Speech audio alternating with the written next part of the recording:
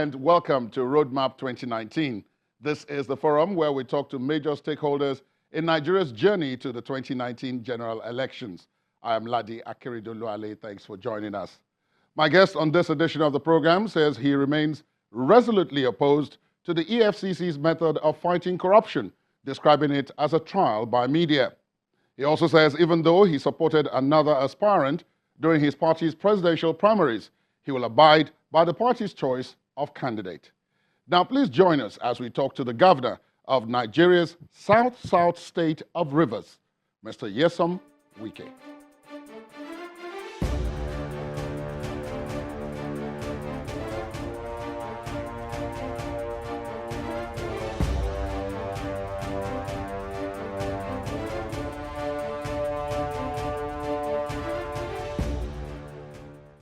Your Excellency, thank you very much for your time. Welcome to Roadmap 2019. It's my pleasure. Now, let me start with the most current happenings, especially on the national scene. The governors have agreed finally to a figure which they have presented to Labour and to the federal government as minimum wage. You were one of the governors at that meeting. What was the thinking that led to the figure? Well, I was not in that meeting. And I told my colleagues that I will not be in that meeting. Why? Because it's a problem of the present government to solve. I'm not the one to solve their problems. I'm not the APC federal government. Yes, but you are a governor. It doesn't matter. And during the last round of minimum wage, yes, the governors complained that they were not consulted before yes, the then President Jonathan yes, agreed to 18,000. Yes. And that, so this time in correcting that error, they wanted the governors to have an Well, input. it shows you the problems we have in our structure, the structural defects we have. We are putting a federal system. And you are fixing wages or minimum wage centrally. A man who works in Sokoto should earn the same to a man who works in Rivers or Lagos. But again, you forget the fact that the standard of living in these areas are different. I don't want to do something to show that we're not very people-oriented, or we don't want to have the feelings of the sufferings of our people. But the truth of the matter, if we want to tell ourselves the simple truth, if I'm employing you as a civil servant, I should negotiate with you. When people draw examples from other countries, what you earn in Atlanta may not be what you earn in California, because the economies are different. What you earn in Lagos should not be what you earn in Imo State. You know, but the truth of the matter is that the APC-led federal government has come with a promise to Nigerians, to workers, that are going to improve their welfare. And that was theoretical. And now the reality is done on them. You remember, when under the PDP-led federal government, under Jonathan, the partial removal of subsidy, the same level said, occupy Nigeria, as if Nigeria was going to collapse. And this is the government that came now and told us that they have removed subsidy fully. What did Labour do? The same Labour that was shouting then couldn't do anything now. Somebody came with a partial removal.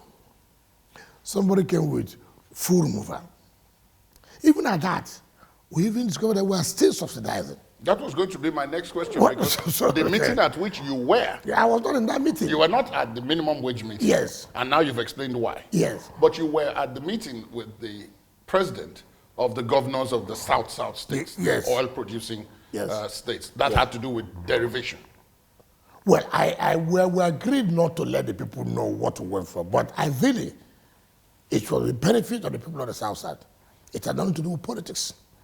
Yes, but because this is economics now, because the subsidy you were talking about earlier, partial or full, is now being called cost recovery, no longer subsidy. That's what the NNPC calls it now. Well, whichever language, whichever time they may want to give to it, Nigerians know that you are not telling them the truth. And that's what's one thing in this country that people play to the gallery. And I told the president of the Nigerian Labour Congress, when he came to lay the foundation of the Labour House here, I said, look, when Jonathan was in power, he felt that the country should collapse. That's because he shouldn't talk about the removal of anything called subsidy. That whether it's partial or whatever shouldn't be. And for the survival of the country, the president did what you could do to sustain the economy. Now, the present APC government that's in place has said they have fully removed subsidies. What did you do? They will come to realize later that the subsidy is so you see, that's why I say Nigerians are something else. They forget history, they forget yesterday. And the whole thing has done on them now. I challenge Labour. What has happened? I'm not carried away by the threat of Labour mobilizing workers and this. I'm not carried away by that. So for me, my business is not to help the present government to solve their problems. They told Nigerians that they will solve problems. So the problems are there for them to solve. Your Excellency, earlier, even before this minimum wage thing now got to the climax it got to now, I remember seeing you on television at an event where you had said the whole idea of a national minimum wage will be difficult to implement. That because for you as governor of Rivers State, for example, your capacity to pay is different from the governor, say, of Zamfara State. Yes. And that therefore, if we are to face reality, each governor should go and negotiate with his workers on the basis of what he can pay. Otherwise, there will be disastrous consequences. Not only that, you can't have a minimum wage when you cannot review the revenue sharing formula in the country. The federal government takes not less than 57% of the revenue that comes to the country. How much does the state take? And then the local governments. Governments, yes. And look at the responsibilities. Who carries more of the responsibilities other than the states? So if we are sincerely talking about minimum wage, reviewing the minimum wage, like I said, I have no problems. But we also have to review the revenue sharing formula. More of the money should be left, should be removed from the federal government down to the states that bear the burden of the people. So if we were increasing minimum wage today, and you are still leaving the revenue formula the way it is, then we are not being fair. Many will be saying that you as governor of Rivers State don't have this problem. Why would that you say regardless so? of whether or not, whatever they put the minimum wage, Rivers State can pay. Why? Because you have a lot of money. What is the lot of money I have? Take for example, what came this month is about 13.7 billion. Fine. What is the salary structure? What is for the wage bill? The wage bill. And then what was the cost of governance? You know, in the Niger Delta, and today for us to sustain that 2.5 million barrels of oil produced daily, how much to spend in terms of security? And then before we talk about infrastructure development.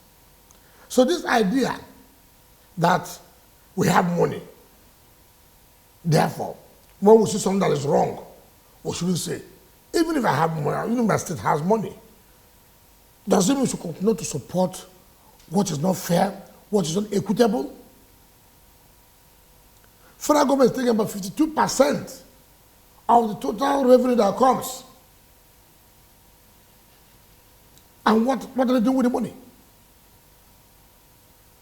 Mention one federal structure in my state. Well, you have the Port Harcourt refineries, for example. What is federal structure? you have no choice because the oil is there. Where will you put the refinery? How will you take the oil? You see, we must face the reality. And that is why I tell my colleagues, when I go to the meetings, I see them playing party lines. I said, there's no need coming to your meetings. Yes, because I was going to say, Yeah, I have hardly ever seen you in the Governors Forum meeting. Because they talk about, when you see that thing, they take it on party lines. So why should I waste my time? And that's why I said that we're not being fair, we're not being sincere. We can't play politics with everything. I have said so. We are not against the review of minimum wage. We are not against. But I say in doing that too, certain structural defects must be corrected. We must have to review the revenue sharing formula so that most states can get more money than the federal government. That's the point we are making. And if you read what the chairman of Governor Forum said, that how can you talk about review that will even take away the entire sum of money that comes To the state. to the state. So assuming, for example, Zamfara gets 3 billion, assuming, for example. And then the salary wage bill is 4 billion. How do you want them to survive? Assuming. Well, that is the situation in many states, even as we speak, with the 18,000. So we must not politicize everything. The present government made promise to them, told them, while they were campaigning. And that is why today what you see, that it is easy to theorize